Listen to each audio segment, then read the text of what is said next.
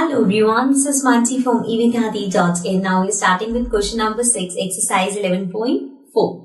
So in this question we have a milk tank is in the form of cylinder whose radius is 1.5 meter and length is 7 meter. So यहाँ पे हमें cylinder की radius और length given है, that is 1.5 and 7.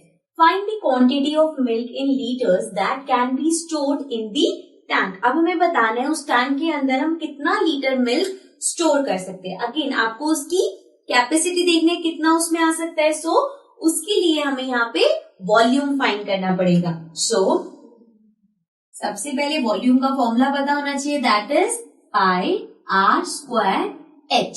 अब यहाँ पे जो गिवन है, जैसे कि हमें रेडियस गिवन है दैट इज 1.5 और सिलेंडर की लेंथ का मतलब क्या है, it is the height. So height हमें गिवन है 7 meters, right. So let's put that in 22/7. R square is 1.5 into 1.5 into h is 7. So 7 से 7 cancel हो जाएगा. This will be 22 into 1.5 into 1.5.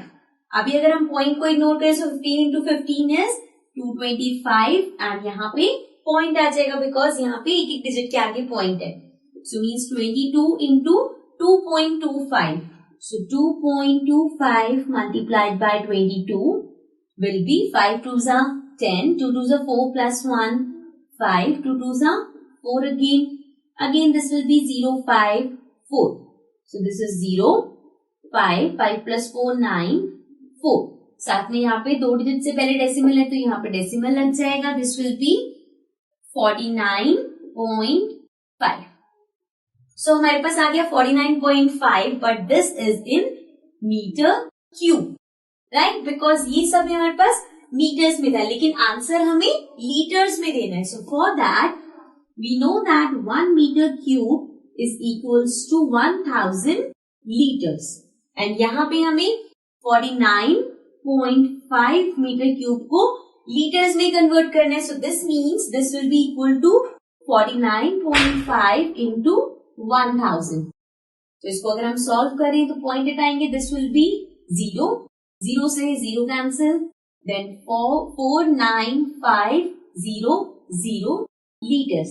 So this means this many liters can come in the tank. Okay. So this was question number 6. Now let's come to the next question.